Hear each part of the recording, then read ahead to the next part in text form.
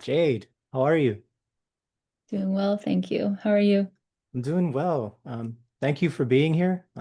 Really excited to have this conversation. I know we've been trying to set it up for a bit now, so it's finally come together, and I'm excited to dig into your story and hear all about, what you've created. So, for everyone watching, Jade is a certified hypnotherapist, and she is the creator of the Lilith Path Hypnotherapy. So.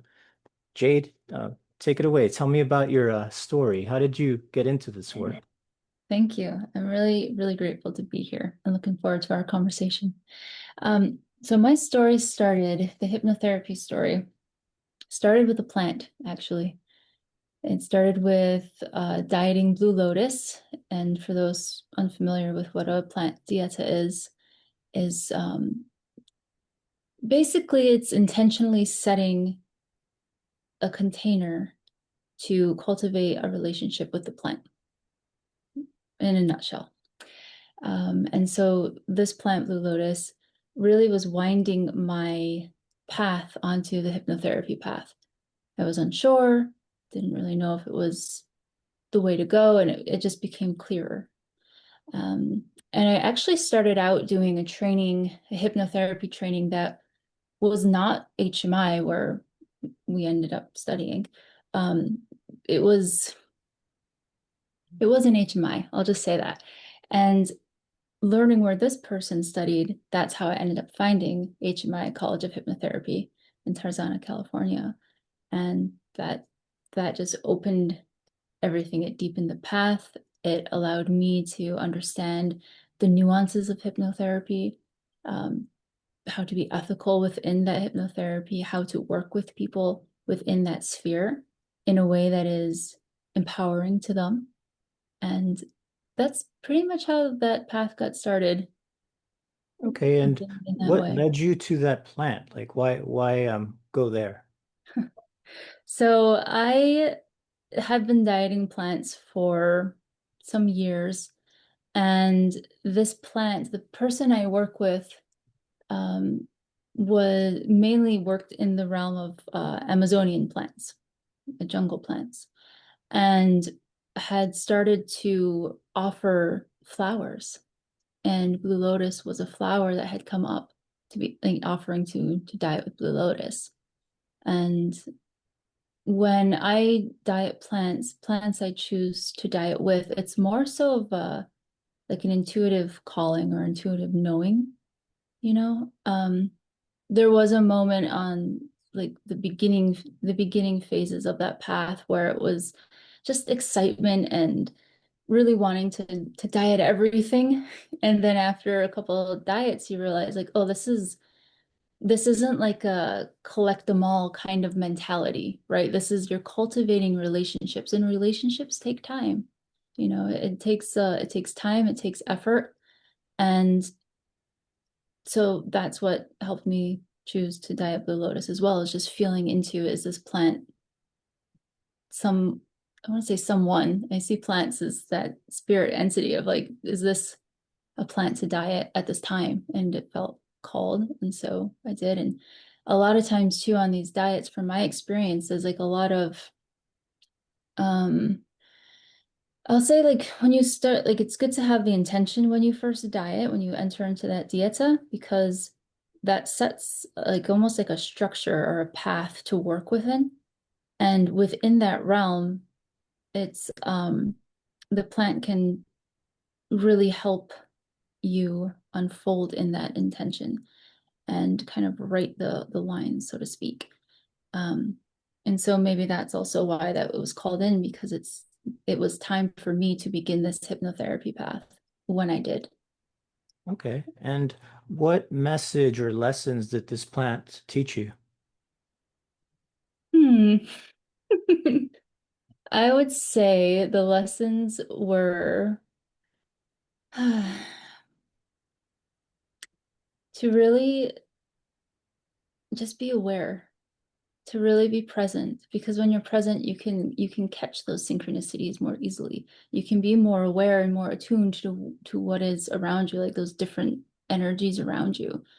And I feel like too, like on this specific diet with this plant, there was a lot of as often happens, sometimes you might go into like you might get sick, you might catch a cold or a fever. And so, that 3-day fever and just dreaming all day and all night, awake or asleep, didn't matter. It was just like this epic spiraling journey of that, um, that idea of you're never really back where you were, even though it might feel like, oh my gosh, why am I here again? You're not. You're actually might be like a level or three or more above. You're just above it in that same spot on the spiral, but you're constantly evolving, right? So I think that might have been a big key lesson of that is just the constant evolution of our beings and our souls, Okay, and the experience itself, what was that like? of dieting Blue Lotus. Mhm. Like The um vision or the kind of a journey yeah, through it. I feel like a lot of mushroom medicine came through, I'll say, especially with dreams as well. Visions and journeys. It almost feels like, yeah, it's just kind of, I don't know how to explain it. It's like you have different energies that kind of start circulating, and you might see different things or you might hear different things. That's how I experience Blue Lotus as well, and a lot of other plants dieting is like the I hear them. It's not like how you and I, like this frequency we're on and this vibration, it's like a different space, but it feels like it's the same um method of understanding. Like I'm hearing it, but it's not like here, it's somewhere else. um but I'd say that's kind of, I really wouldn't know how to explain it. Waking dreams and things. It's kind of like, it's kind of like it's not like when you see a ghost, but it could touch into that realm of like, that it's not from here, this reality or this dimension or whatever we want to call this reality. But it still exists, right? It still has a presence and it still has messages or an energy to it that you can interact with and attune to and perhaps learn from or receive a lesson from, or etc. There's endless possibilities when it comes to interactions. Okay, and what drove you to hypnotherapy specifically? Because there's so many other modalities. Like what was special about hypnotherapy that called to you? I really think it was the call from, well, it was the plant. I take their messages very seriously, their guidance very seriously. But I think what really, because I love hypnotherapy, I guess is how to say it, is like what really helped me feel like this was like, oh, this is a path that feels good to my being and who I am.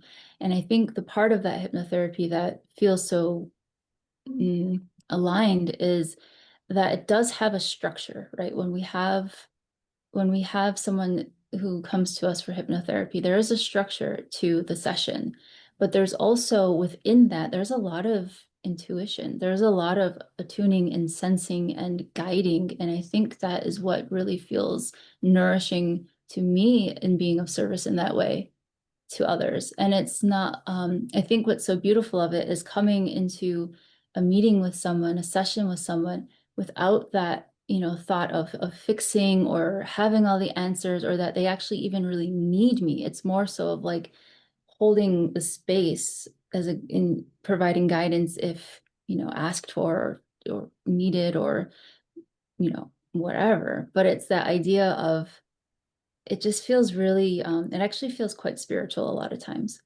working with this modality.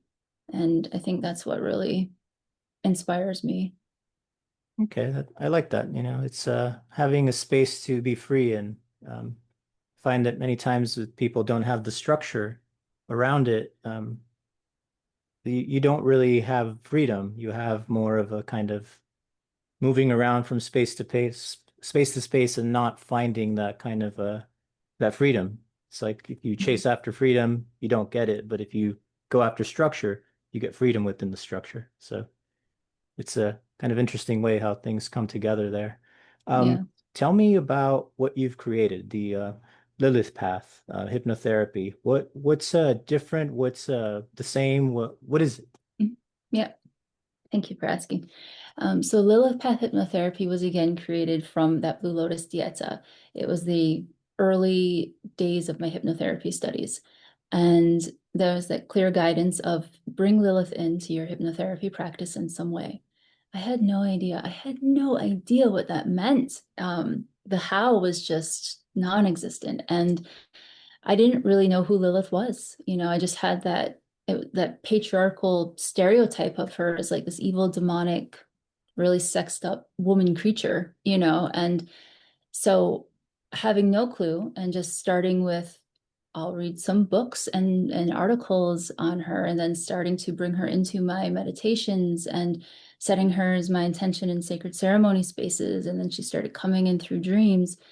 And the understanding of her archetype really, really widened and then deepened. And then it was from Demetra George's book. She's a Hellenistic astrologer. Her book, Mysteries of the Dark Moon, she speaks of Lilith placements in our natal chart.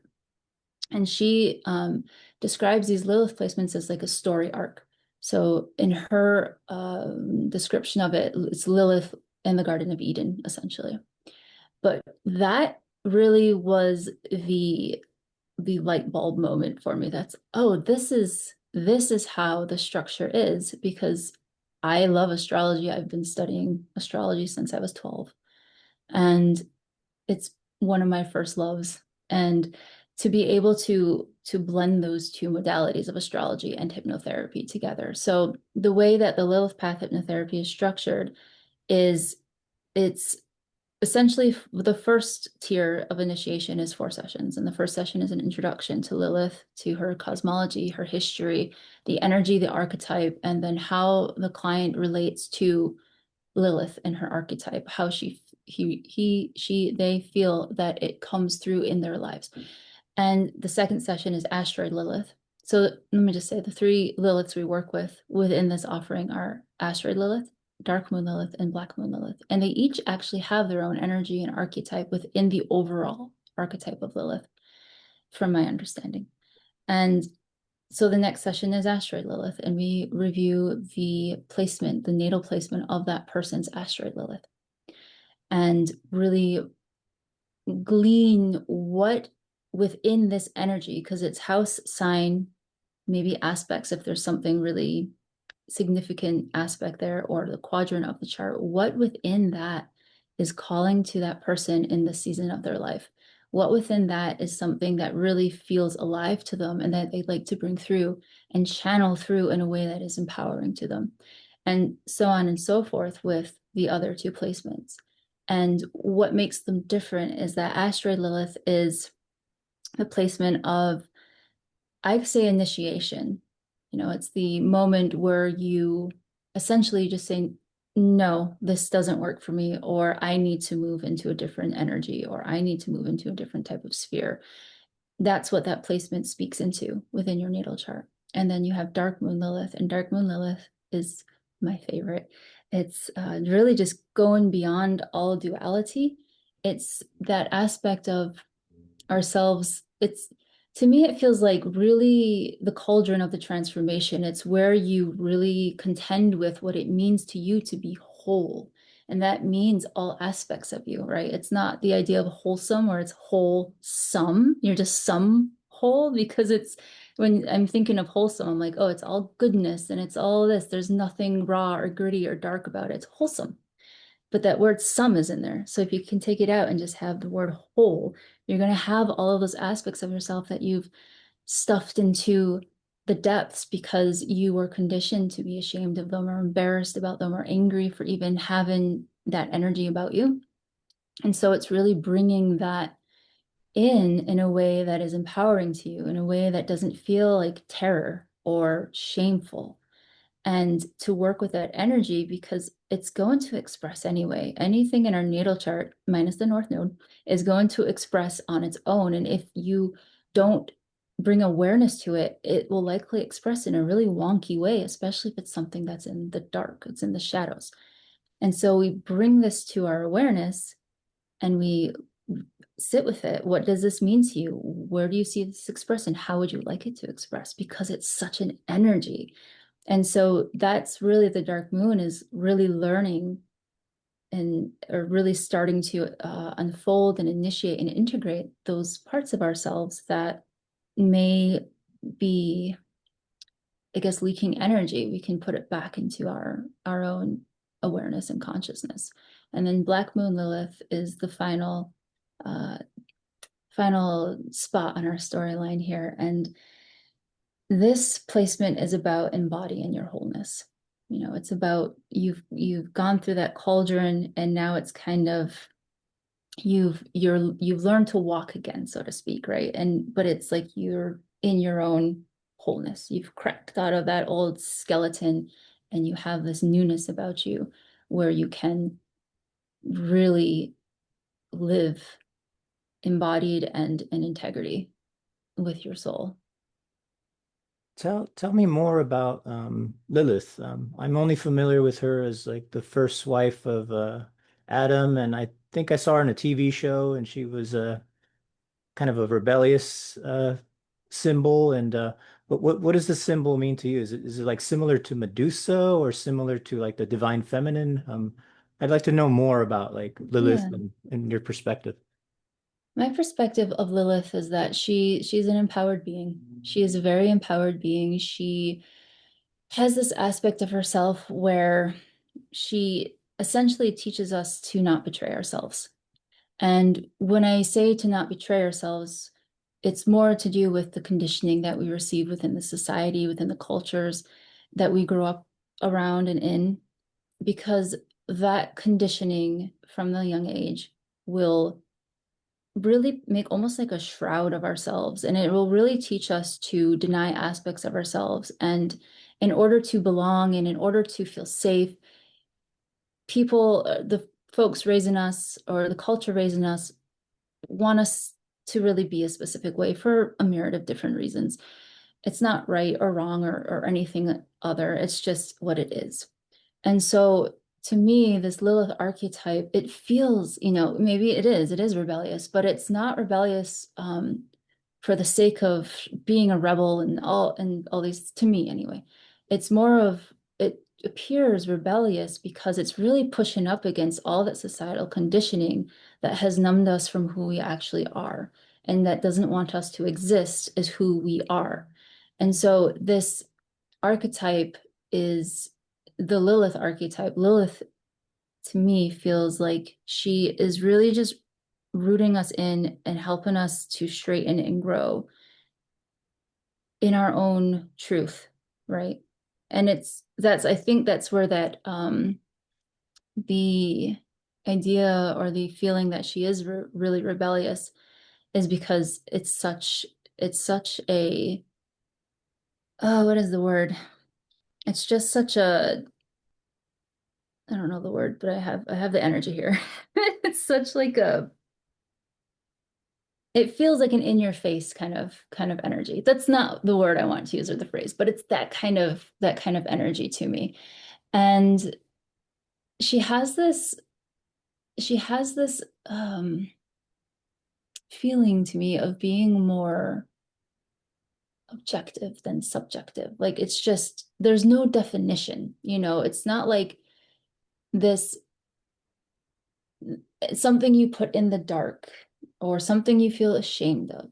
It isn't anything to define. It's something to feel. And I think that's a big key part because that was a big uh, message coming through a year or so ago of take me out of the narrative. And I had, I don't know what that means. Take me out of the narrative. Take me out of the narrative. It's put me back into nature. And to me, that's just the feeling because there's no definition. It's definitionless. So to me, that archetype houses that. She houses the embodiment. She houses the um embodied. You're in your body. There's no definitions. Don't define anything, just feel. And from there, you can really end up aligning to what it is that is nourishing to you and to your path that you're on. Because we're all here for a reason. We have a purpose. And there's a lot in that can get in the way of that if you allow it to. And so I guess in a nutshell, it's embodiment, it's feeling over like no definitions, definitionless. And also in that realm of doing that, you're going to cultivate a sense within yourself where you no longer betray yourself. I think that's the big key for me with Lilith is do not betray yourself, and it turns into remembering your sovereignty and honoring yourself. Okay, when you mentioned the kind of social structures that kind of make a shroud of us, which social structures specifically? Hmm. I would say, um,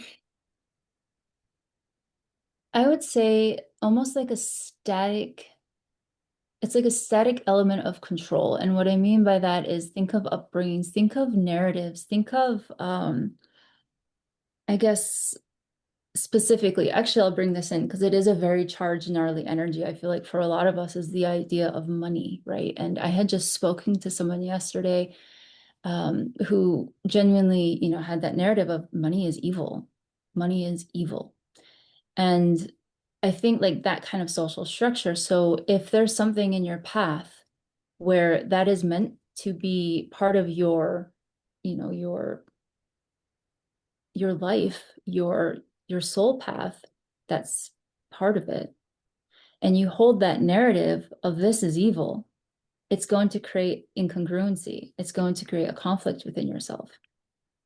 And that can run very deep because that can be very ancestral, that can be passed down.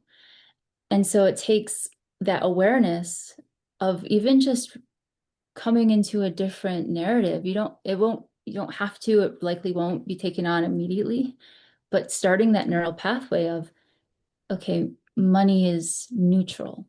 Money can be seen as like a tool in a toolbox. You can do awful things with a hammer, but you can also build a home.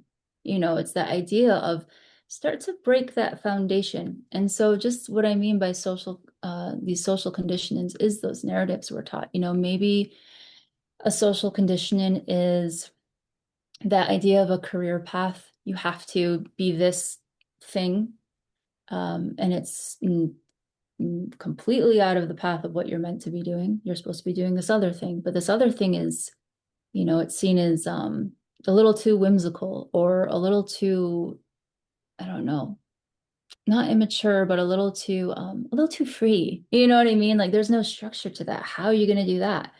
And it's like, oh, this is the path. And so it's that same idea of like, can you just bring into your awareness a different narrative and allow that to start, plant that seed, and then it's going to circulate and you're going to interact with it in different ways. And over time, you're going to create your own narrative based off of that introduction of the new one. And it's going to be fit just for you and you'll be able to shift. So I guess that's what I mean by social conditioning is a lot of that idea of we do this, not that. And if you do that, then you're bad. It's wrong, and it's the idea of breaking that apart. And how does this change the way, if it's a woman going through your therapy, how does this change the way that she exists in her relationships?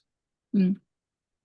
Yes. So I feel like oftentimes when we begin to align with who our truths are, what our truth is, I should say, um, often what happens is a lot of the things that we have built or cultivated around us that aren't aligned with this um, embodying of truth, it might get a little contentious. It might be a little uncomfortable because oftentimes when we don't live in our truth, we're actually living or someone else's truth. And that someone else might actually be someone active in your life.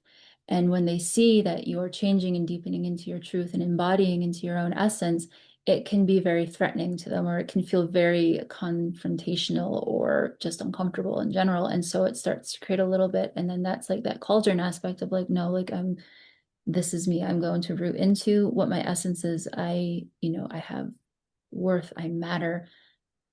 I need to be here as me. And you stay within that, you grow within that, and the elements around you, the relationships around you that are not for your benefit really, or mm, not aligned, I'll just say that. Because maybe that person does think it is for your benefit and will understand that it's just simply a misalignment. But it'll start, sloughing off and breaking away. And then what happens is there'll be void spaces left. And naturally, you're going to magnetize that energy and those relationships to you that really are compatible or cohesive or more aligned to this new, I wouldn't say new, but this unearthing of you.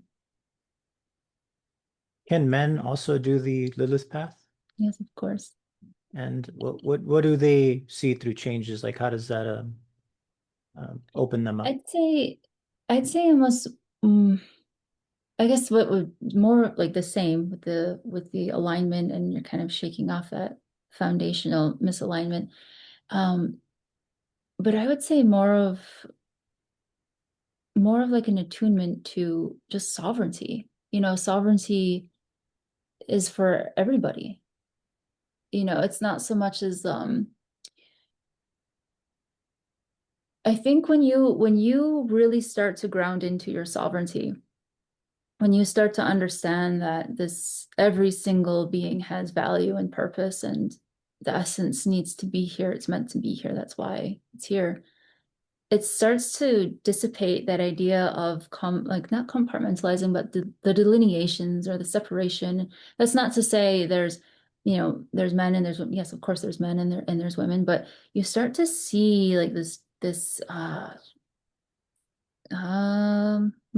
my words are just this cohesion, this I guess oneness, but this idea of sovereignty is for everyone. So it's not like, well, I have, how am I saying this?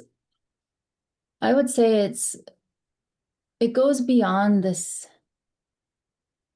idea of I have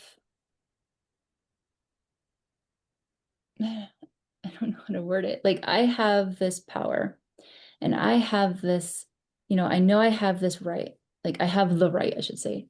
And then let me help those others that don't have what I have. And it's like getting on the same playing field kind of thing. It kind of just is like, and it's like, I don't know, it opens the space to feel that there's, I don't know, Lilith can really bring in this element of, I don't know the word. It's not nonconformity, but it's something in that realm of essence. It's not seeing someone in a way that you define them. It's seeing someone's essence, I guess. I don't know if that was the question, but from my understanding is like I would feel like men journeying on the Lilith path. Because in my mind, I'm thinking of a stereotype of, oh, you'll learn, the power of women and the strength of this, aspect of all of us. And but it's just so nuanced and it's so subtle and it speaks to the heart and it really can just send that like vibratory energy of and I don't want to use the word softness, but it's like the smoothness of what you can feel when you really embed into your sovereignty. And I think that's for everyone. What would be your opinion on that if traveling the Lilith path and listening to the archetype of with how the archetype exists within Lilith Path Hypnotherapy as a teacher of do not betray yourself? How would you think that would express for you?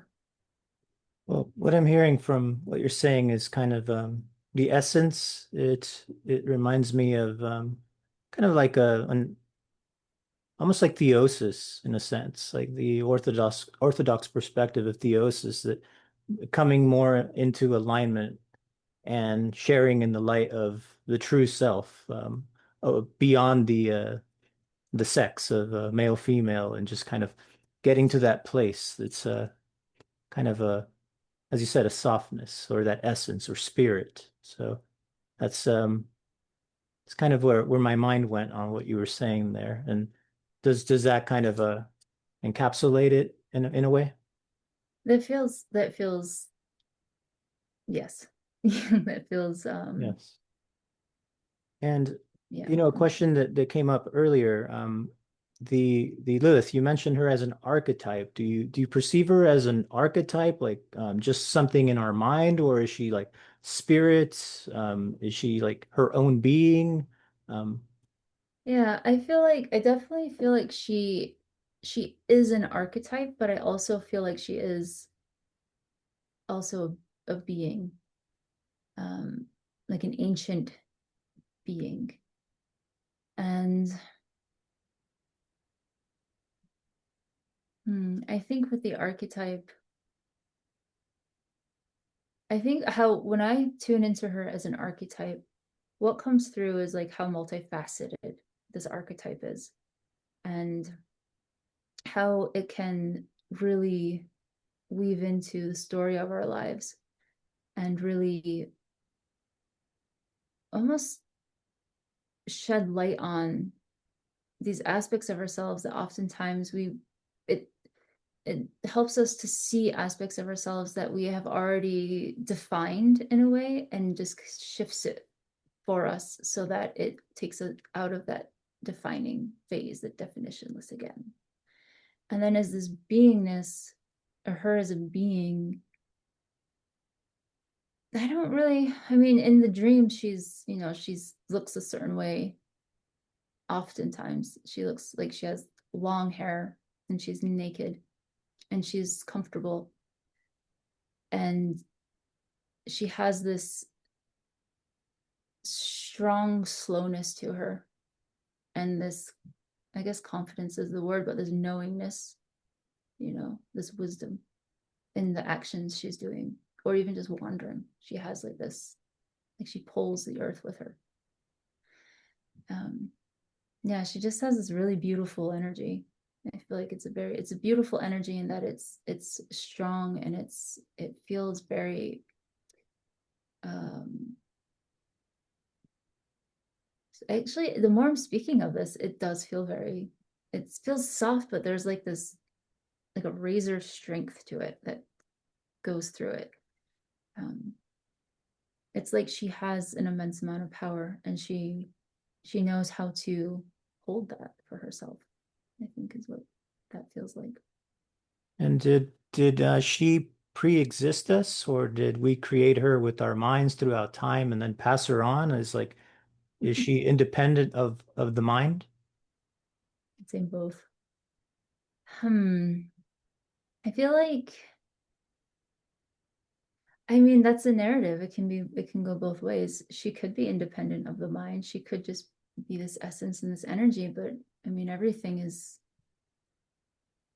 I feel like it's our stories we tell ourselves. I can dip in and out of either or. She's of the mind because everything that we are perceiving is of the mind. I am of your mind. I actually don't exist. I'm just a figment of your imagination, and it feels like that, but it's also like we can go really into it. It's like our souls are of the mind, but they're also their own entities and their own beings. But it's all this, I think it's more of like the mind is placed here for us so that we can get some sort of bearings. Otherwise, how is the soul going to fulfill its purpose on this plane? But what's interesting is I hope she doesn't mind my sharing this. I have a dear friend that I was working with on the new offering I have of Lilith Path Regression therapy, which also came through, and I had no idea how to do it. And then it slowly was like I was here before. I just wait and tune in, and the breadcrumbs start to reveal.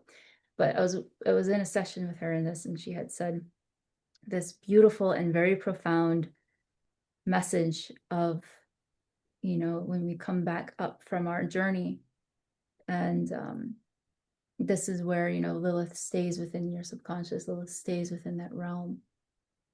And what happened was Lilith, she is Lilith, and Lilith is her. You are Lilith. There's all these aspects within us, and it's the idea of uh, before coming up the stairs for past life regression, it was they separated And she turns back and Lilith gives her a wink and then leaves. And so it's like this beautiful idea of actually Lilith is of the mind and Lilith is of another entity in her own being. And she just, to me, it permeates everything. But that can be for anything. You could be someone who's very connected to, the Magdalene energies, Mary Magdalene, and you can see her everywhere, and it's the same thing with Yeshua. You can be very deeply connected to that aspect and see Yeshua everywhere. And same with Lilith. And I think so. I feel like that's a really fun question because yes, I feel she is of the mind and she is part of our makeup and our essence and this aspect that we all hold within ourselves. She's presented in the natal chart. We have these placements and these energies working through and with us. And then also I feel like she was a being, that existed, and that's to say maybe she wasn't a human being who walked the earth. Maybe she has a different sort of beingness, but I do feel she exists in her own right as well. What I'm kind of getting from this is that there is a dream space where she exists, and that is kind of like an aspect of ourselves within the dream. And so she is herself in the dream, but also another aspect of us in a sense, our subconscious self, or almost like a description of like the anima with Jung, that it's part of us but also independent. So it's very interesting. Some of the thoughts I think applications sometimes, like what things would this help with? Shame came up is something that, do you see that people come for this and it helps them with things like shame? I would say yes, definitely yes. Lilith is, it comes back to that idea of uh renegotiating your narrative, you know. And I think too, to speak into somatics as well, I'm still in this halfway through this 3-year process of a somatic training, and that comes through a lot as well, as because within that somatics, again, it's that definitionless. It's the definition we give to a certain thing or thought or action, and the definition of shame, right? And that, to explore that, it's more of the feeling. I think when you tune into that feeling, like, and it has, to me, it feels very important that it's in a container, especially if it's very alive within a person, to have that container, to have a guide, to have someone there to help suggest. The feeling of shame it can be really contentious within a person. It can be really hard for someone to accommodate and interact with. And so part of that Lilith essence of, especially with dark moon, that idea of let's renegotiate that narrative. Let's, if it feels safe, let's sit with the shame for a minute, to feel it. Where is it in your body? Do you notice it anywhere in your body? And before even going into that, just notice somewhere that feels neutral. Like the shoulder feels really neutral, for instance. Okay, what does that feel like to be neutral? It feels like bark today. I don't know, it changes every day. Okay, it feels like bark. And then going into a space of shame. So let's see, like, where does shame, for me, where would shame live in my body? If I were to think of shame,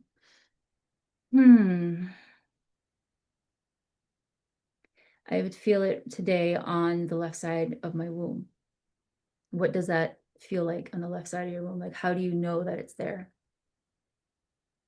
It feels like crunched up beehive. It's kind of sticky and it feels ruined. That's what ruined would to me. I'm a visual person, so I would think that it might be a feeling, like it feels kind of tender. And then it's kind of like pendulating, going back and forth. Like if it gets too heavy or you feel like I'm good here, go back to the bark, and okay. And when you go back, it will kind of lessen over time. And so bringing that, even doing that, you come out of definition, right? Like, I mean, yes, you're defining, it's like crunched up beehive or something, but you're not saying like, oh, it's bad, or you're not giving it, what is the word for that? You're not giving it a judgment. So it's kind of to renegotiate the judgments and the narratives that you hold within a specific emotion or feeling or attitude. And by doing that, it can start to, again, shake up that foundation. And then you can have that opening to introduce something new, or even that introducing something new, not the exact opposite of like, actually, it's good. No, just maybe just let it be in its space. Like let it have that space to kind of come to and breathe and be like, okay, I'm in the light now.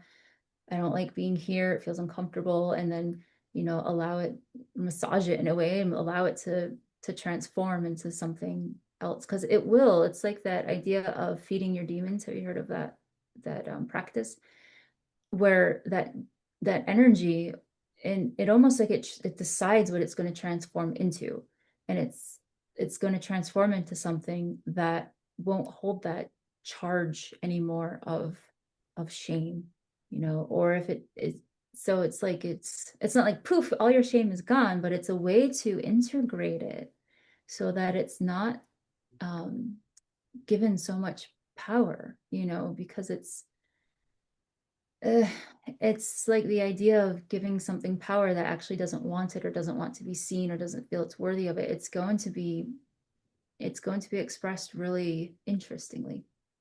And so I think with working with Lilith in those regards of those really activated states, and bringing in the somatics, which now I'm speaking about, I'm like, maybe that's why it's also falling onto my path, because it's really helped me kind of learn to uh, guide out of definitionless.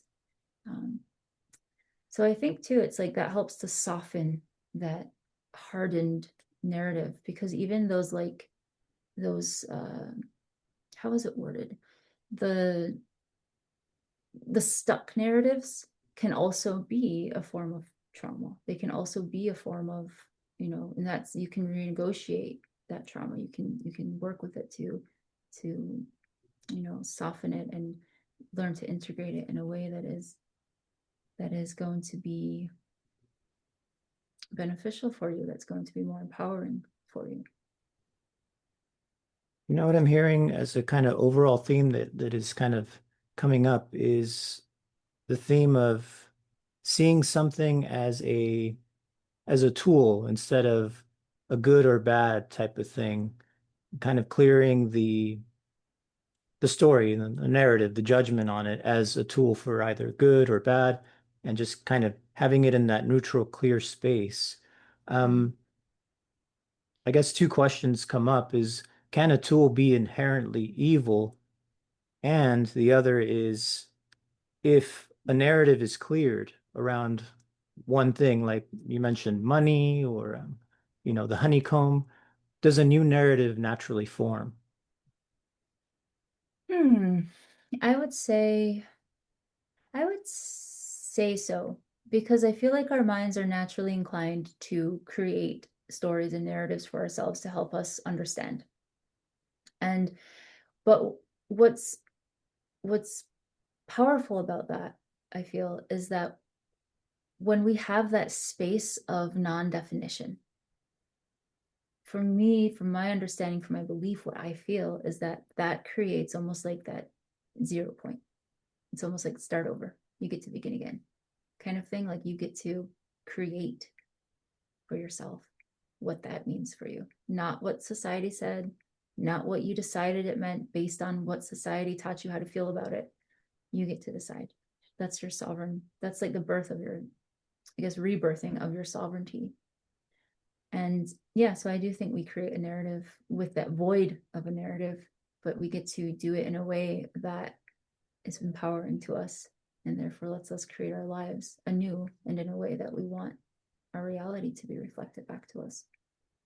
Okay, great. So with that 0 point, you're able to kind of clear it and relabel it, give it a new narrative, basically. So we can take things that are that we might have seen as good, I don't know, like smoking or something, and then give it a new narrative and say this thing is poisoning me. And Mhm. then vice versa, something you may have saw as negative, it was actually good, like people wanting to come close to you and be your friend or relationship, that type of thing. And you maybe you had a negative narrative around that, you can shift that towards the positive. So kind of that in between, that kind of center point. So Yeah, that's for sure. wonderful. And the other question was do you think a tool can be inherently evil? Like what comes up to my mind is like the one ring to rule them all, in Lord of the Rings, or something that people are kind of viewing as a evil tool right now, or like AI with everything going on with that. Yeah. I don't I don't think so. I don't feel that. I feel like with AI, very interesting. I mean, I have my own judgments about it for sure. Um, I think it's healthy to have our own opinions on things, as long as we keep ourselves open to allow in, ideas to chew on, so to speak. We don't have to take everything in and be like, this is my new truth. We can just, sit, we can have our opinion and also have the wherewithal to engage with others' opinions or different opinions and let them, understand, like you just anyway. So yeah, so AI. I'm I don't let me think of this. So for AI, I feel like mm, I feel like it's that idea that it's a new tool, so to speak, right? It's something that's new, it's something that's novel. And so it's going to be, it's like, there's like a huge energy around it right now. There's so much energy, whether it's excitement, whether it's anger, or frustration, or fear, or there's a lot of energy around it. Um, and so I think what I feel is that it will lessen, it'll quiet. Um, I mean, there's going to be, in my belief, I guess, about this, I feel like there's going to be almost, I don't want to say a reining in, but it's not going to feel like and be like this wildfire that it is right now. I think that the way it's being used, it's kind of like it's new. So we're just, you know, we society, people were, it's being interacted with in a way that is like, you don't, it's almost like if the idea of like the unknown. So you're like, I don't, let me see what this is, or let me interact with it in this way, or let me not interact with it at all. There's like a lot of strength in all these opinions. They're really, really like strong and really energized. And I feel like from my perspective, it's like, well, um, I don't, I don't, from my experience, like even on like Gmail, how it would try to type your emails for you, it's always just off the mark. And you know, it's not, it's not it doesn't have a nervous system. As like I realized this after I'm like, why is this? You see a picture and it's automatically, it's like there's just like this weird energy to it. And it's like if you're on Pinterest for interest and it's like you see something like, oh, like, there's just something off. And it's like generated by AI. It's like, ah. So it's this idea that like we are, if you're tuned in, and you don't even have to be like the super attuned person, like you're a human being with a nervous system. Your nervous system is always working, always. And so when you encounter something that does not have a nervous system, you can feel it, right? And so it's this idea of I don't know. I feel like it's not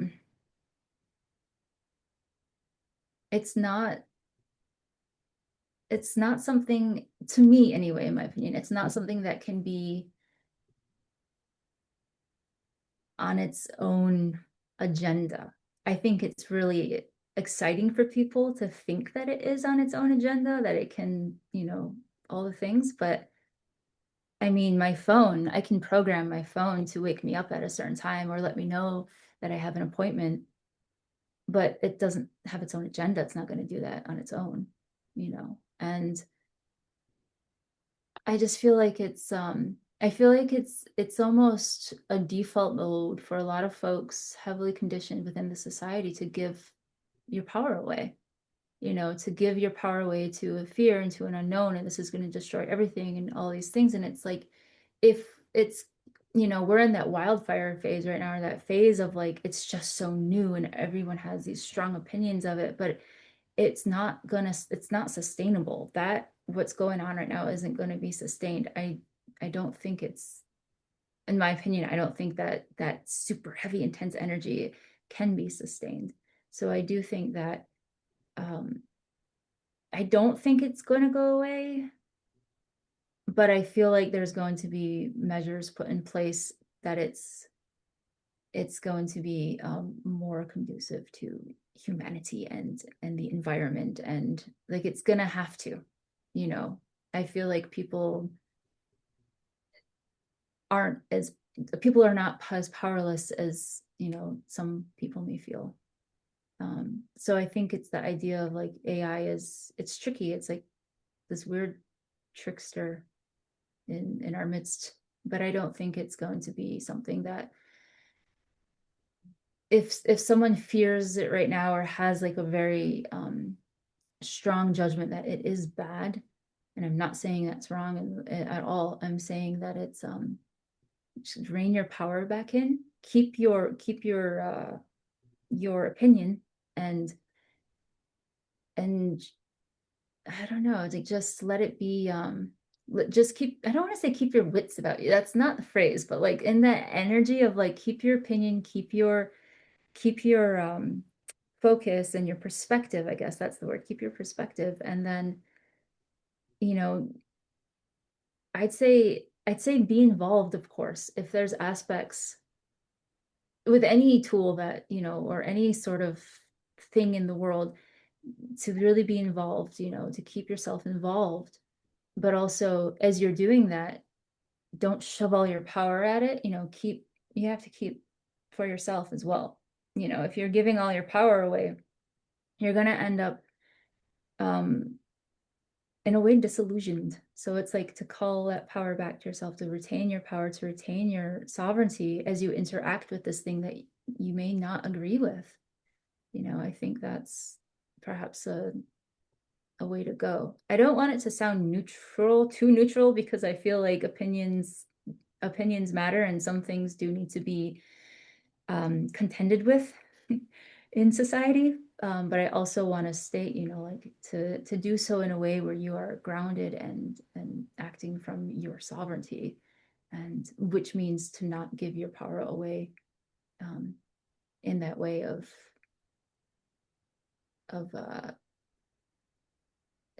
interacting. I feel like there's a second piece of, but I don't know. It's more of like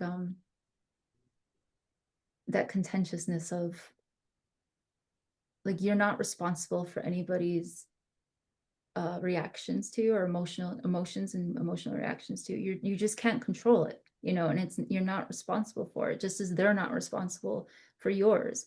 If someone makes me angry and I lash out, they didn't make me lash out. I allowed them to make me angry. Like we have that much sovereignty, and I feel like it's just, it's not really taught really, or it's not something that's like a normal narrative, or like a status quo narrative, I'll say.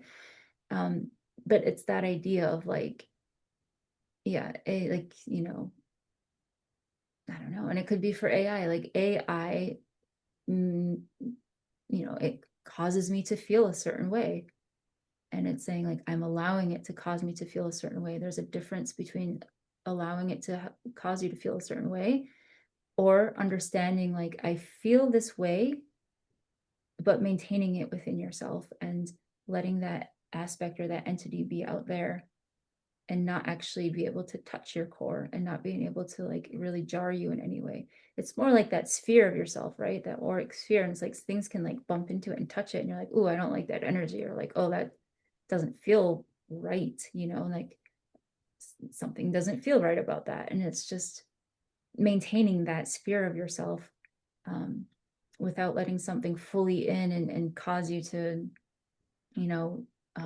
root in really uh, static judgments. I guess that goes back to the maintain your perspective, of course, maintain your opinion, um, but also be open, because when you do that, you'll be able to see or even create different perspectives, and or see when something does start to shift a little bit to something more beneficial. As long-winded, but I don't know if that made any sense.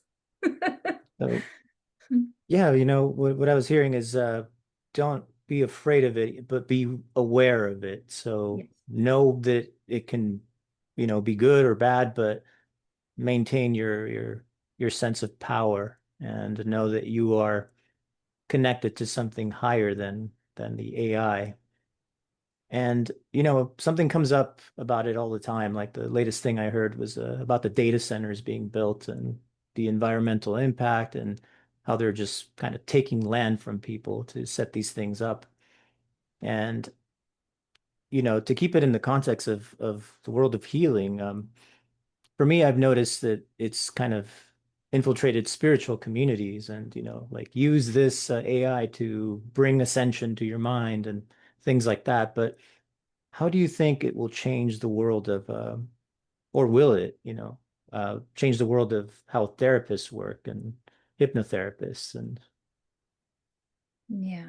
I mean, I feel like, think of it this way. In the post-World War II era, there was, the novelty of microwaves. There was a novelty of that perfect green lawn with all the chemicals doused on it to make it the perfect green lawn. There was this idea of what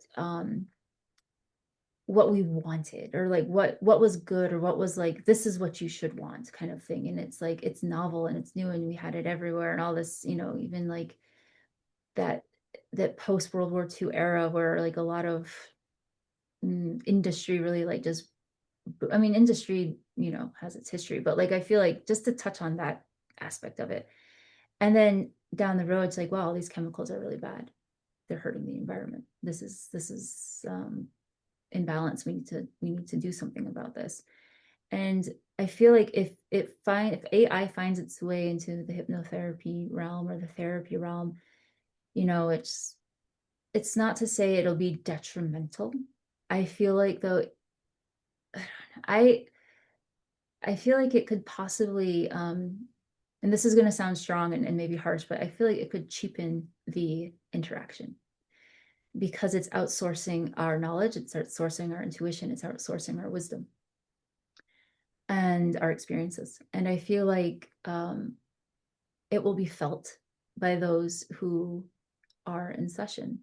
It'll be felt by, even like on a visceral level, or even if it's like just this inkling of like, oh, something feels different. I don't know, but I'm saying too with this, it's like if you use AI for like note taking or something, like I don't know. I don't use AI in my sessions. I don't use AI to write. I don't use AI. I don't I don't use it, and it's so that's like my stance on it. That's where I'm coming from. My perspective on it is like, if it is something that's coming through to be used in certain spaces like therapy, like hypnotherapy, um, I just feel like it's going to miss the mark.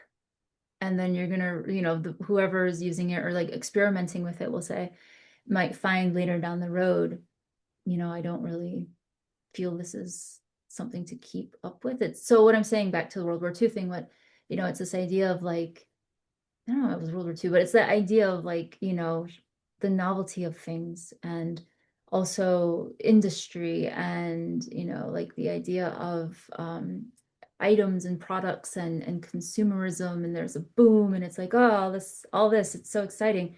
And then, down the road, and it might not be for everybody, but there's this, not pushback, but there's this evolution of, gosh, I don't really want a bunch of stuff. I feel like it drains my energy just having a bunch of stuff in my surroundings. Or like, I wish this, like I want handmade things. I want something made by a human that touches my heart. You can feel the energy of it. And it's that idea of connection.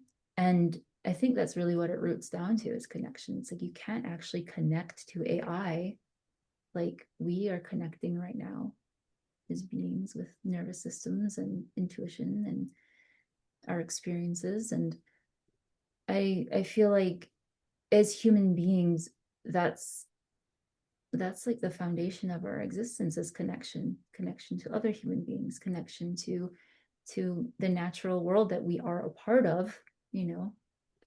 And yes, AI may be a creation of something from the natural world, a human being, but so is all the other stuff that we don't have connection to, this lighter is made by a human being part of nature, but like I don't really feel anything, you know what I mean? If I touch my cup that a lady made, and you can see all the different aspects of it, and see all these different, nuances to this cup with water in it, it feels different. I feel different holding this cup than when I was just holding that lighter, so I think it's the idea of connection and coming into a space of therapy and hypnotherapy where connection is the foundation of it. Connection brings that healing. But I guess I don't know. Do you have any experience with AI in this realm, or for note taking or anything of that sort? I don't use it. I'm very Mm. much opposed to it, and I agree with everything you said that if it were to come into the hypnotherapy space, it would cheapen it. It reminds me of the story of someone who did like a smoking cessation and then they left the session and saw the hypnotherapist outside smoking. That it would just, people come to us to make a connection to the subconscious mind, like their mind. And if we aren't pulling from that well as well, and we're pulling from, this knockoff version of a subconscious, then it shows that we really don't have faith in what we're preaching. Like, Mm. Yeah. so I feel that when I go in a session, I connect to my subconscious and draw from that and have the client connect to their subconscious, and together we create.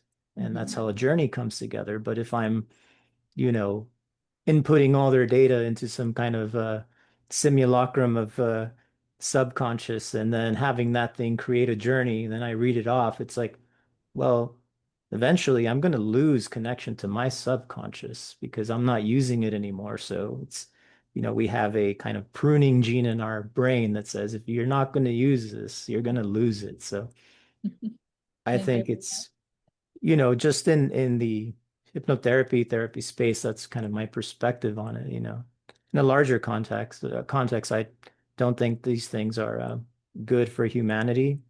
I think, we were given a promise by these or a vision by utopianists that, we will have the machines do all our work. They'll take care of us, and it's just all we have to do is collect the paycheck and sit around, make art, and play music. Well, I mean, these things are making music and, creating art now. So what's left for us to do? Just consume. Yeah, I was just gonna say that. Consume. Yeah. So just become these consumers, and it's going to turn into a big old Wally world like the Pixar movie where we have the screens in our face and we're just rolling around in these chairs.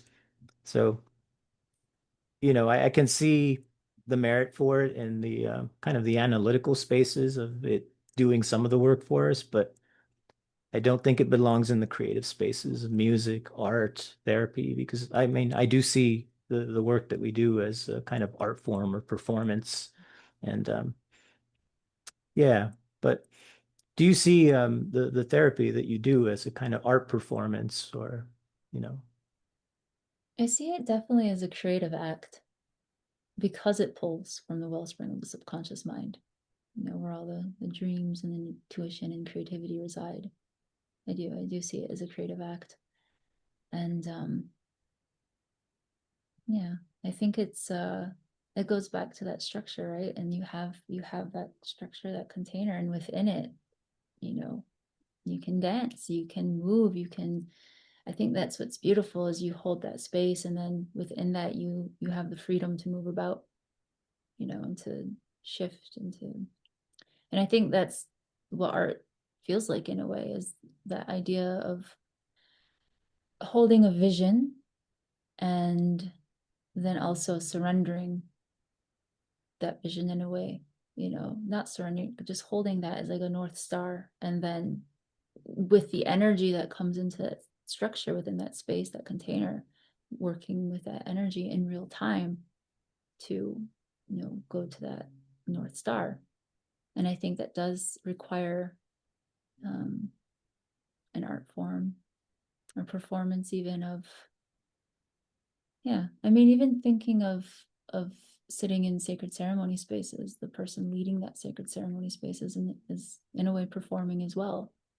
You know, it's like you don when you channel or let go of your own egoic self and you allow another energy or essence or another, you know, you're in a space where you're putting your self, almost like that conscious egoic self, like just aside for a moment so you can really feel and understand what's going on here. It is a bit of performance because you're allowing that energy to guide you, not like an actor, I don't want to say like that way, but it is the idea of like um dawning and then, you know, creating. And I suppose because even dance is a performance, and that's, I feel like, what we do in sessions with people, with the Yeah. energies. I resonate with what you said with the vision, and it's when people come in, it's we hold a vision of the vision they bring, like where do you want to be? And so we imagine that already happening, and Mhm. it's so much of this is energetic and intention. It's not really about what you say. It's not about how you say it. It's, you can have the best, script or whatever. And I don't use scripts, but it's not really the words. It's not really the techniques. It's almost like none of that. It's the energy behind everything. So the feeling that you have in your heart going at the time, and the Yeah. vision of them realize in the way that they want to be. So, how does this show up for you, like that kind of energy? And do you see it in visions? Where does it show up? Is it, Yeah, I see it in visions. There's times when I might even see visions of what they're seeing, and it's afterwards when, if they share, you know, it's like, oh, I saw that too. Um, or you know, some clients are very um uh I don't know the word. I don't want to say attuned, but it's like they'll ask, you know, did you see anything? They're in that realm of like, you know, it's like, oh, you know, I saw this. Like, yes, I saw that too. And so it's kind of that sharing of vision. Um, and it's really beautiful.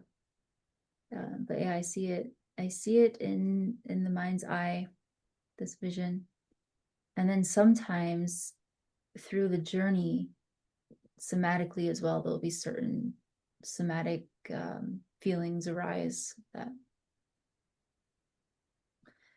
it might not be, it's just something for me to notice, I guess. I think it comes up for me to notice. Um, because I think too, when we're in those spaces and we have that ability to really see into those energies, it's also the idea of maintaining our own boundary, that we don't have to see every energy. We're seeing the energy that's here for the space, that's here for that purpose within the space. Um, and I have a very strong feeling that everything that I see or feel um, is is only what's necessary within that space. Like yeah, it's not like the idea of like, I'm going to read into your mind. It's just more of like, we're working together with this energy that you bring in here and go from there. But yeah, that, how does it show up for you when you work with these energies? right here, on the right Mm. side? It's kind of like I have a someone showing me the what needs to be said, what needs to be in the journey, and so it's like they're bringing it here. It goes to my heart. I don't really set up a boundary. I just kind of let it go in and allow it to transmute, and then give it back in combination with the vision that's coming in here. The words, vision, all comes together. Then it kind of comes out through intention, energy, words, and I never really know the journey that's going to come at the end. I'm just like, let's see what happens. And I just kind of go in with them and see what happens. And sometimes it's interesting because I'm watching this happen and it's like, wow, I've never done that. I'll remember that, but I never do. It's always something new. I make new things, I forget them, and it's just kind of it's a fluid way of doing this work. It's just very much art, and it's beautiful work, and I mean it's changed me. It's changed me, and I find that sometimes people come in and they're working on the same thing I'm working on, Mm-hmm.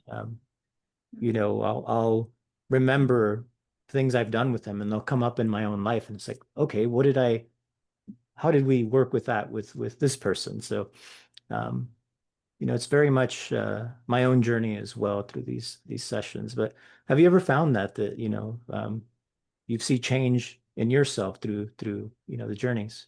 Yeah, yes. And your process sounds very beautiful, by the way. Mhm. Um, yeah, I've noticed even suggestions too. Um, there'll be a moment where it comes through a moment, the perfect moment for me. Like it'll just be a thought in my head, like the suggestion, and it's just a blip of it, but it is exactly the medicine needed in that particular interaction, and it just helps. It helps me soften, and I think it's really beautiful and really marvelous. And I feel like the folks that um, come through for our sessions, like it's all so beautifully, divinely guided, and it's like we both have medicine for one another, and it's it's just feels like these beautiful synchronicities and this beautiful soul work. And yeah, I don't think any of it is an accident. When you have, like we mentioned, when I'm working on something personally, like for my own, evolution, and then you have folks come through who are also working on, and it's almost like this community and this collaboration. It's really beautiful. Yes. You mentioned synchronicities a few times. Also dreams. How do those present themselves in your life, and how do you apply them and bring them into your work? Hmm. Synchronicities are that beautiful, um, it's just like this little gift, like you're on the right path, I say, or you're in the right. I mean, you're always where you're meant to be, but it's almost like aligned with very aligned with your truth, I'll say. Like there's some medicine here. It's almost like that idea of, so synchronicities, they'll show up as like mm, overhearing a conversation, and you catch, like something, a blip of it because you just walked by and like, oh, like that spirit speaking to you. Or finding something that you lost and you found it at the most perfect time, or noticing a specific flower, you know, that is there or that bloomed. Um, Noticing feelings.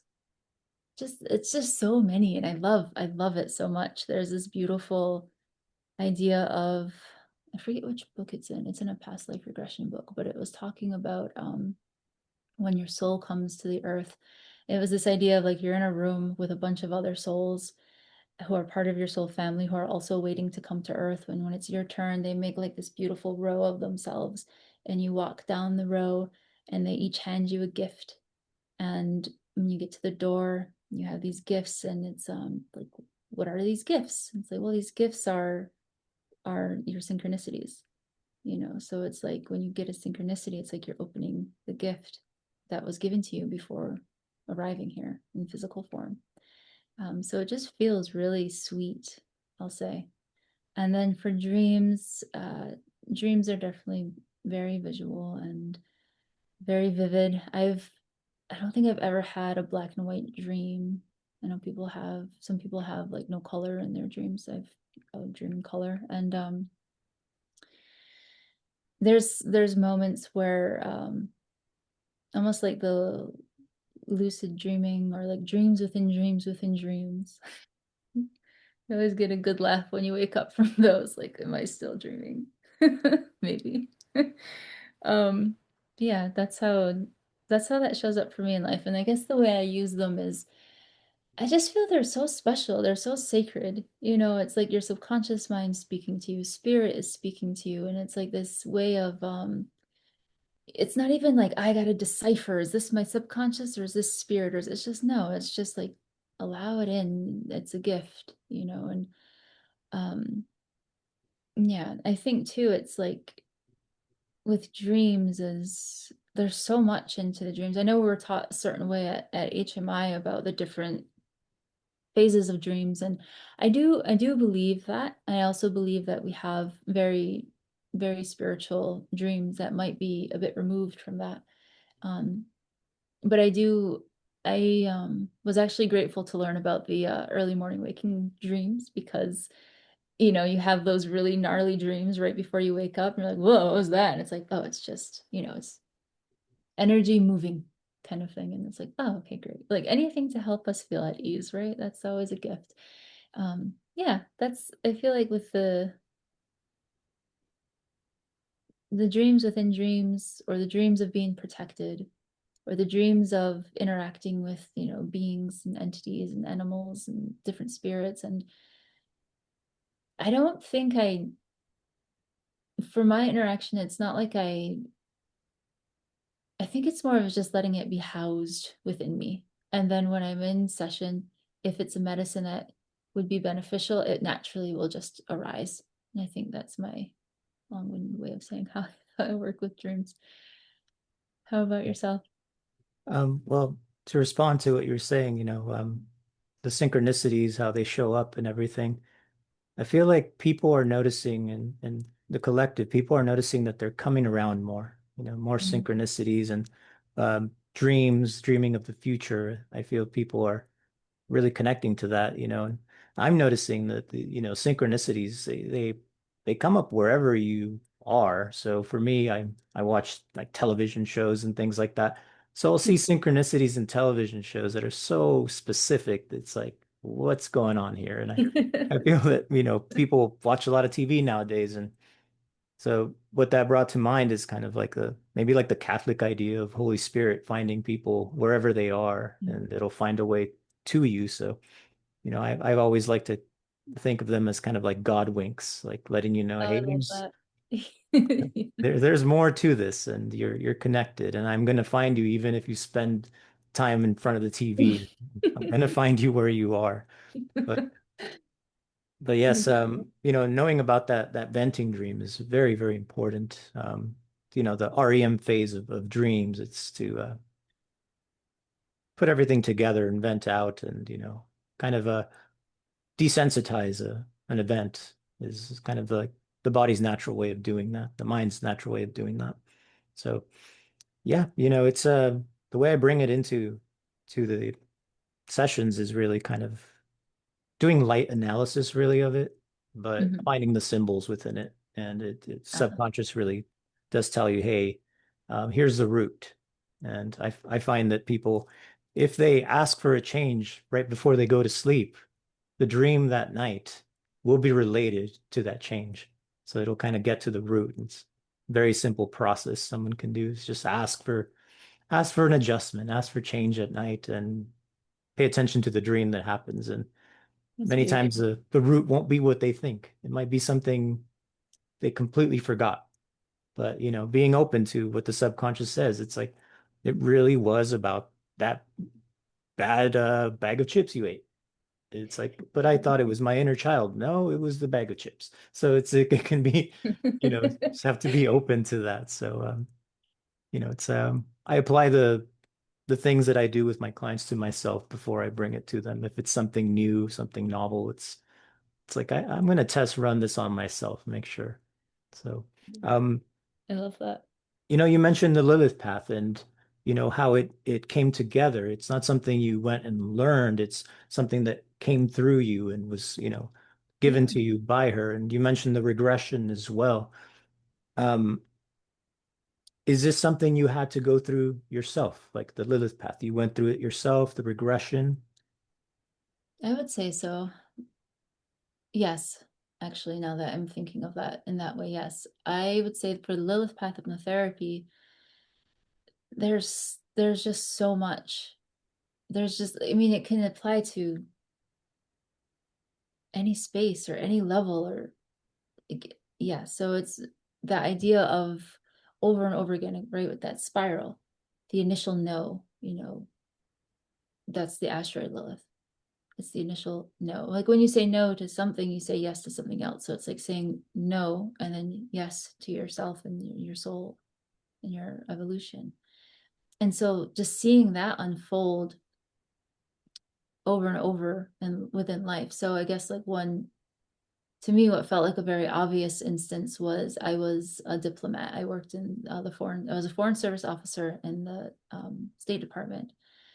So foreign service officer is a diplomat. And it was it was an interesting time, I guess. And but it just there was just so many, again, synchronicities that happened. And I think too the synchronicities help us along our path. And for instance, I had, was giving a post where my daughter couldn't come with me. And I was like, okay, she's pretty young. I don't want to leave, but I feel like I can't leave.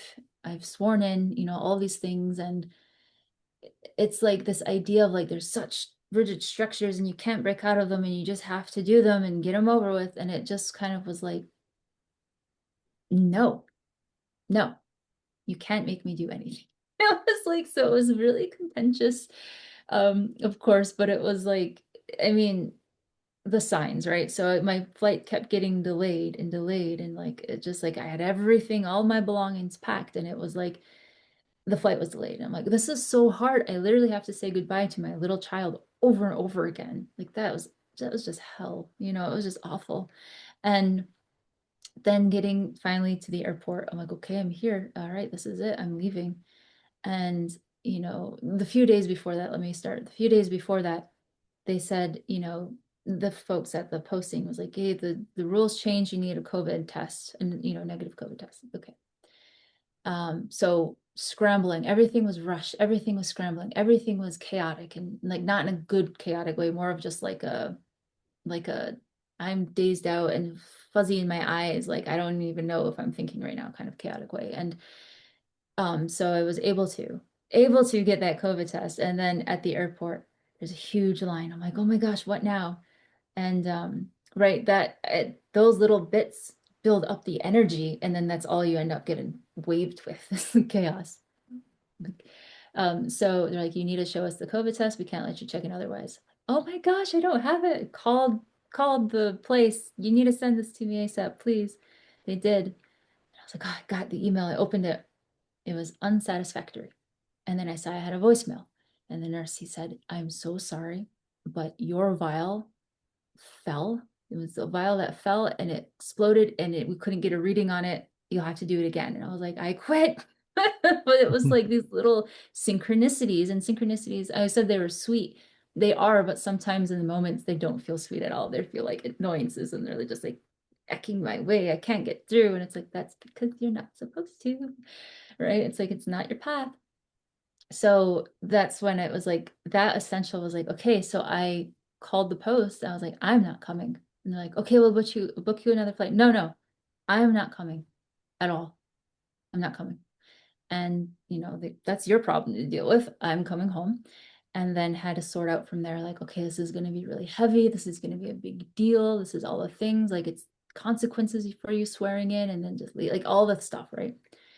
But I remember the angels, and they're like, you cannot be afraid. You cannot take your actions from fear. You will be okay. No matter what, you will be okay. Okay. So I just like, I'm done, and there were consequences. I won't speak into them, but it was gnarly, and I feel like that's the asteroid Lilith of like that initial no, like I want this for myself. And I may have trudged down a path that was against that. And then it's like, oh my gosh, I have to like trudge back or like trudge through or something. So that's what it felt like. And then going into the dark moon was that contentiousness of like, well, who am I and what do I want and what is my life? And then it's like that's when you start to realize like, okay, like this, what I did wasn't bad, right? This was me coming into my sovereignty, deciding for myself, regardless of what fear society expects me to feel, you know. And then going into dark moon or black moon Lilith, excuse me, is of that idea of like, from that experience, I guess too, like from an asteroid Lilith experience, from a dark moon Lilith experience, you're going to go into this embodiment, and that just will keep expanding. And you're going to go through other elements where you're again on the spiral and you're going through something gnarly where you have to, you know, assert your sovereignty. And then you're going to go through that dark moon where you have to, and, you know, learn to embody what does it mean to embody the sovereignty. And then you're going through the black moon where it's like, it's almost like you can catch a breath at black moon, but it's also, you're going to be, um, almost not contending, but you're going to have to interact with, I keep saying society. I'm just going to keep with that because we understand that energy. You're going to have to keep interacting with a society that doesn't necessarily always agree with your embodiment, you know. But I feel like they're all active. They're all active. I can't say one's more active than the other, but that's what it felt like. And you know, and to come across that story arc and to think and to feel and to realize like, oh, this can play out, and this does play out in life. You know, that story arc of asteroid Lilith is, you know, Lilith saying no, and, you know, whispering the secret name of God that only she knew. And that's the version of the story I understand. And flew out of the Garden of Eden and went to the dark sea or the Red Sea and lived in the dark and, you know, cavorted with demons and all these things. And they could have been her own demons, her own reckoning of like like of coming out of like demons are bad and angels are good, and all this like narrative, rigid, this is the belief. It's like kind of coming to a reckoning with that, shaking it up, understanding, deciding what she feels, you know, and then coming into the black moon of like, it's almost like the stillness and the sound and you're kind of in your energy, and it's like you embodied it, and it's like you have your new skin and your new eyes and your new perspective and your new vision. You can see in the dark now, you know, that kind of quality to it. And do you have any questions? I'm going to jump to the past life regression one, but do you have anything? No, go ahead and tell me about the regression. So the Lilith Path Regression therapy again was another, it's more recent. It was another, I swear, this area in this room is a vortex. I swear it's a vortex. And that actually was where my son was born. It was a vortex before, but it just like confirmed like, okay, that's a vortex there. But I was like, so the space is like, it's got an energy to it. But in that space, and then it just was like, like this idea, this, you know, almost like a voice, a deep voice of like, you know, now it's bring Lilith into this past life regression. It's like, I had no idea how to do that. You know, it's like, what even does that mean? How do you get Lilith into your past life? Maybe it's like, and then so I'm like, oh, okay, just wait and feel, and the crumbs will lead you, you know, like just watch for those signs, right? And the teachers started falling into the path. And one of them is an evolutionary astrologer, and one of them is also a person who works with his, you know, causal guides, and he knows of, he's been taught through them like these different soul levels and all the lifetimes, and it's just so beautiful. His name's Ainsley McLeod, if anyone is interested in learning more about his work. Fascinating. But to study from his books, essentially, I did do a session with him, which was really eye-opening, but to study first from his books, and then to study more about this evolutionary astrologer, and in his view, his name is Stephen Forrest, this evolutionary astrologer, and realizing too, it's like, oh, like these, and well, Tom Jacobs actually was the first evolutionary astrologer I started learning from, but he's passed on. And his teacher was Stephen Forrest. So I said, okay, I'll go like the breadcrumbs, right? And just like kind of being in these spheres and learning and seeing what comes through as I'm learning, and really allowing whatever it is that needs to settle in and start to take root. And so as this is all kind of imbuing the spaces, it was like learning that your nodal placements, the south node, north node, speak into the karmic imprints that you've brought into this life to be worked on, specifically in this lifetime.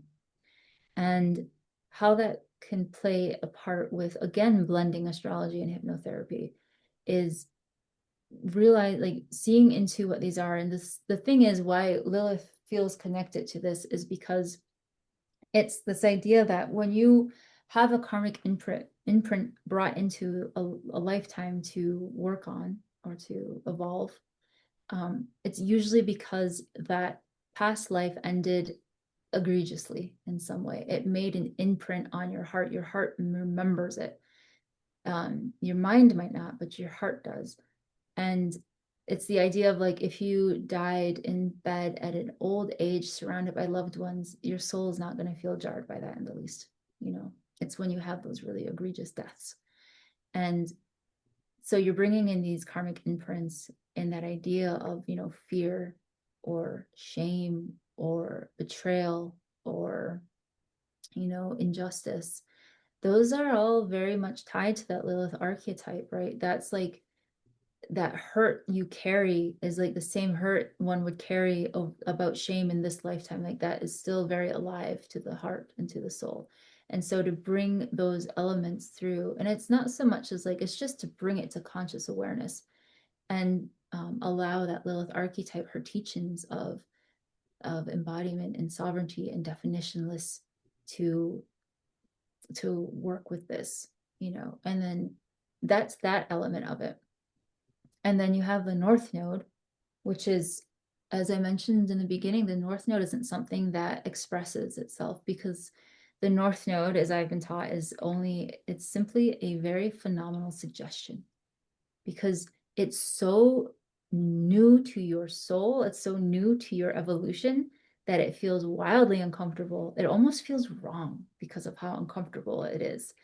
And so having to, you know, bring that into, and so that's the part of, you can interpret astrology, again, it's an art, you can interpret it however, and that's why the client's sovereignty comes into play. I feel this aspect of my chart in this way, but it doesn't feel like something attainable or doesn't feel correct or something, and we can work with it and see what would actually benefit and motivate and inspire someone to follow their North Node.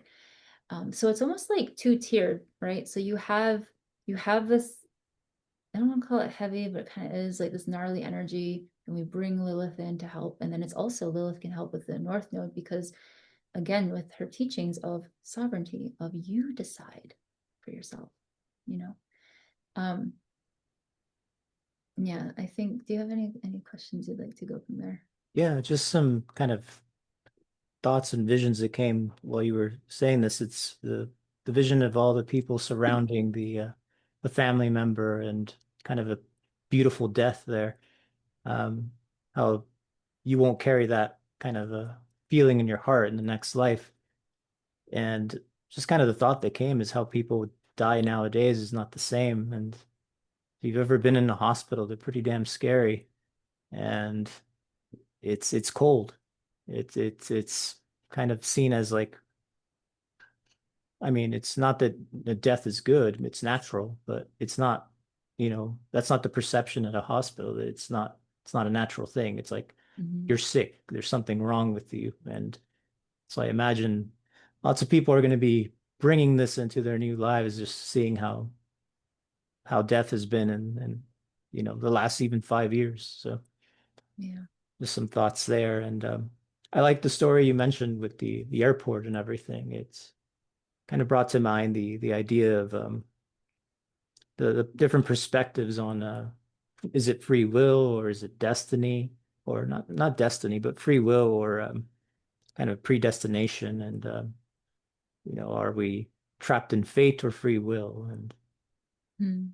it seemed like you were kind of battling it out with fate there, and then eventually you just said, eh, I quit, and you kind of so you surrendered, in essence. You surrendered to fate, but it's not really surrender as in waving the white flag. You just said, I'm going to go with this. And then you took on destiny. I think that's kind of the balance point there. You took on destiny by saying, I'm going to flow with the message that fate is sending to me.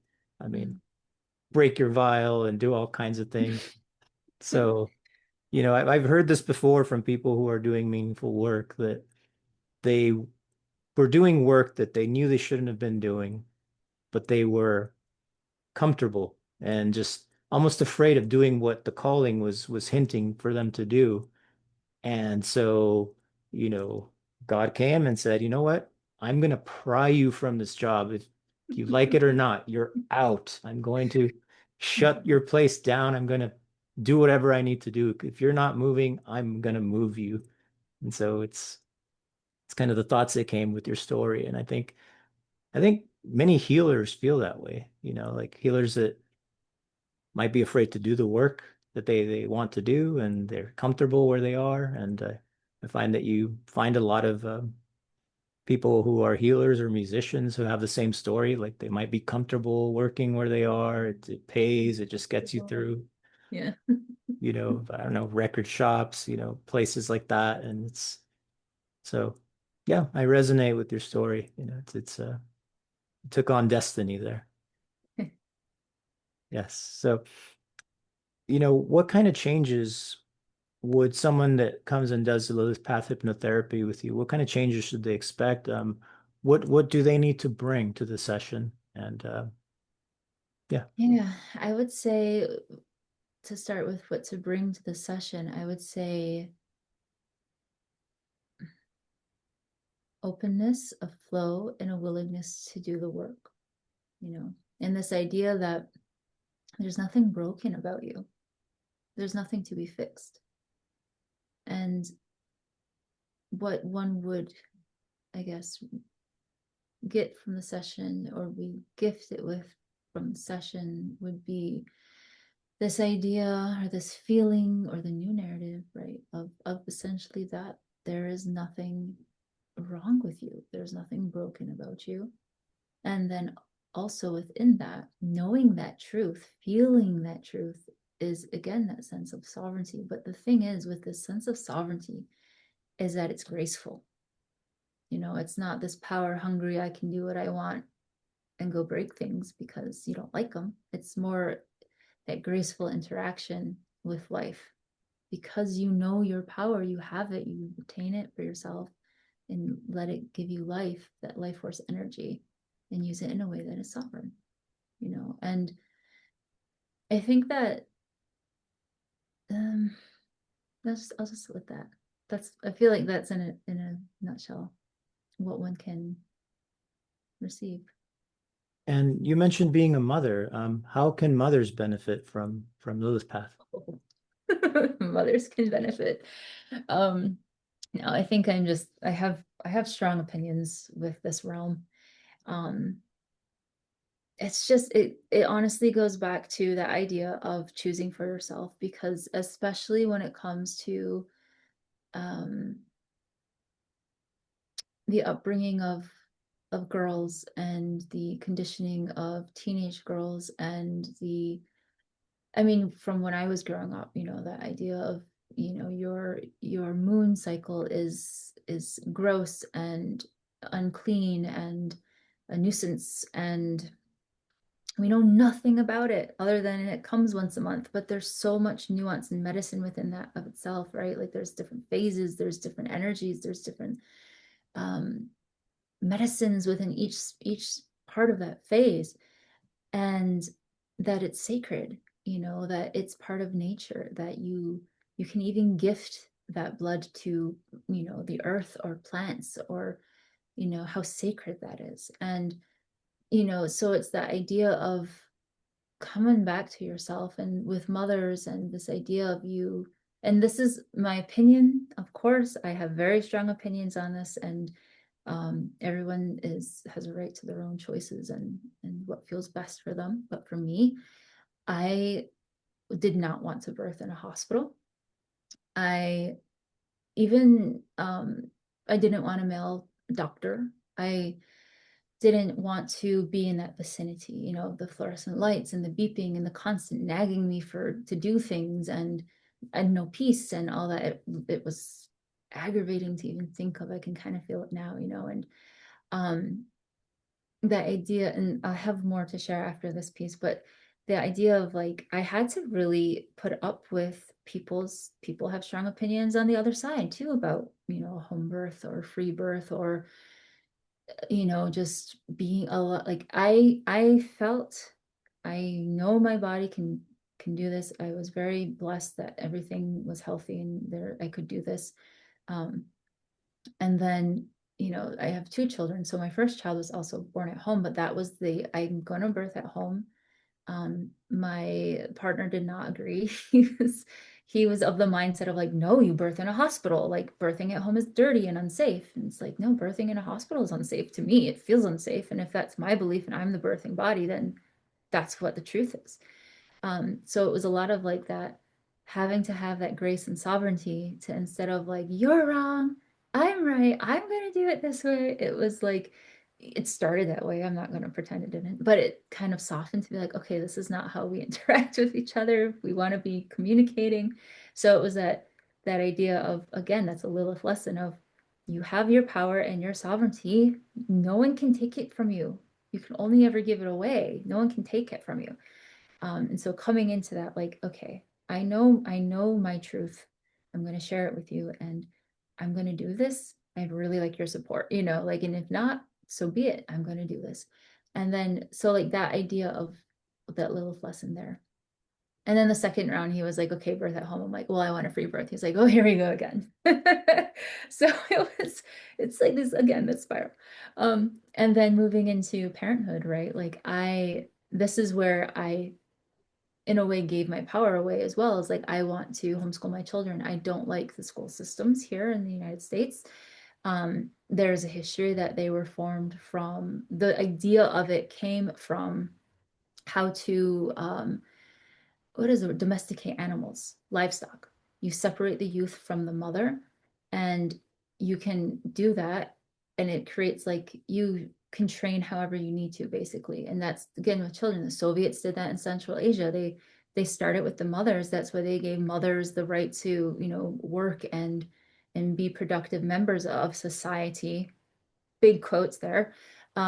Because if you separated them, then you could take the children and put them in schools and teach them to be Soviet citizens, not people, not Uzbeks or Kyrgyz, or like they could form. And that's what I feel is done in our schools here, is like you teach them to be corporate cogs, essentially. Like you're going to teach them to sit at a desk for however many hours, give them a little bit of time because they're children, that needs to be done, but like the essential is here, and you're going to teach them certain things, and you're going to weave in certain narratives whether you know it or not. And it's just this idea of like separate the mother, so the mother goes to work, and she's separated from her child, and it tweaks out everyone's nervous system. It's just a sick system to me. Like I'm so strongly opinionated about this. So the Lilith entity, right? The Lilith energy, the archetype of, I don't agree with this. I don't want this. I don't want this for myself. I don't want this for my child. I don't want this for my family.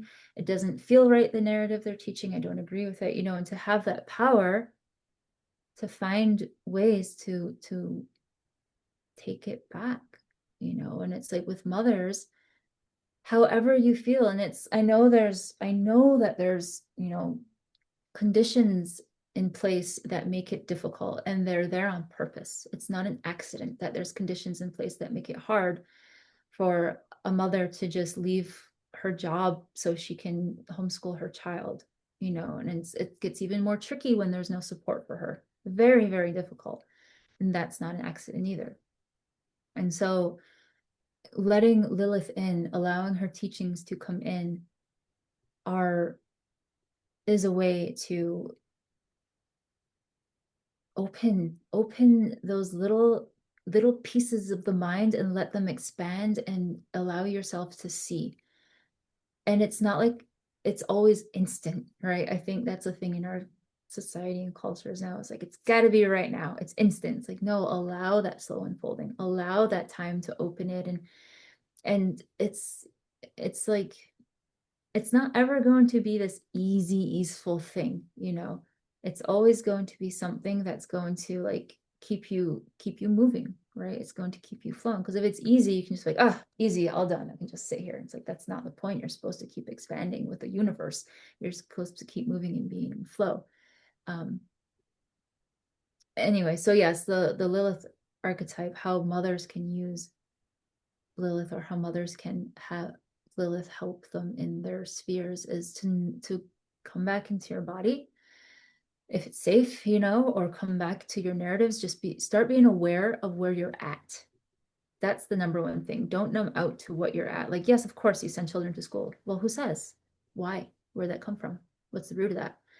you know just notice these things, and then when you find what you feel is the truth of like, well, my truth is like because they need corporate cogs, like that is literally like why I think we have schools. Obviously, there's things learned in schools that are very important, and some of it's marvelous and inspirational, but the foundation of it was that history, and I don't agree with it. So I'm like, I want to homeschool my son.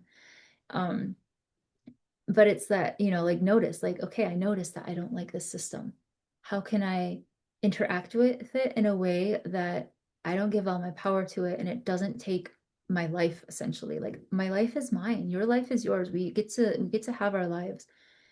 And what are the ways that I can begin to pull back from it? You could just tear off, but that's going to be jarring.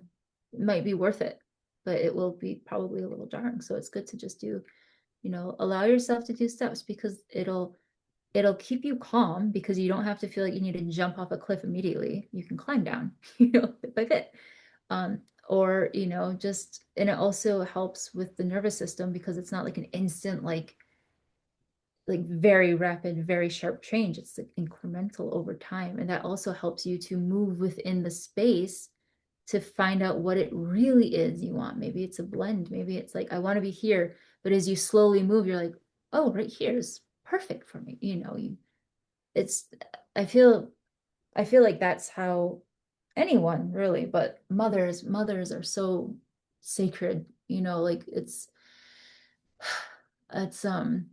there's a lot of deep sacredness within motherhood, birthing, because birthing is dying as well. There's that moment where you leave your body and then you come back with that spirit of the baby and yourself, and you're like birthed anew together. And there's just so much beauty within it, and it's so tarnished. Like, society just like tarnishes it or cheapens it or makes it clinical, and like, it just, anything to strip the magic from it, because there is so much power and beauty and sacredness and beauty in it. And it could really, bring society to its knees if it had to really, really acknowledge that, I feel like. But I feel like, in a nutshell, Lilith can help mothers in that way of attuning to themselves and what it is they really want for their family, because it matters. It really does. Beautiful. And, to me, it sounds like, reminds me of kind of like really what you're saying is that Lilith can help you go through and get true, graceful, feminine power and have the enough discernment to see through the utilization of um, knockoff versions of like some kind of feminism where you say you want your power, you want to go out and work. You don't want to become a mother. It's that's old fashioned. You really want to be a worker or a CEO. And not that there's anything wrong with that. You can go and do that, but kind of bringing back kind of the magic and the beauty and being a mom and really seeing through the matrix in a sense. Yeah. And I agree with you with the school systems. I think people are waking up to that. It's Mhm. like, do you want to send your kid? It's there's so many shootings going on, and it's there's a whole thing going on right now with the GATE program that people realize there was something fishy going on there with some of the stuff they were teaching. So yeah, it's I think people will wake up, and the sides of left and right are kind of coming down, I think. And people are Mhm. realizing it's not really left or right. It's more of a us and them type of thing. And people are waking up, and I think they overplayed their hand in a sense by putting Yeah. people in hypnosis, a big hypnotic state, um, does really connect people to their subconscious. So it's now people are starting to have the dreams and connect to these beings within them, within the dream. And so um, I don't think they realize the power they've unlocked in everyone. So wonderful. So where can people find you? Like, what's your website, or how can people connect with you to do this wonderful work? Thank you. My website is jaderhoads.com. And I want to say this because it get my last name Rhodes, people put an E in it all the time. There's no letter E, just so people know. jaderhoads.com. I'm on Instagram as well at Jade Rhoads, and I have a budding YouTube channel. So it's Jade Rhoads Hypnotherapy. Wonderful. So Jade Rhoads, thank you so much for being here today, and wonderful conversation, lots of topics here. So thank you. Thank you so much, Eddie. I'm so grateful to be here. Wonderful.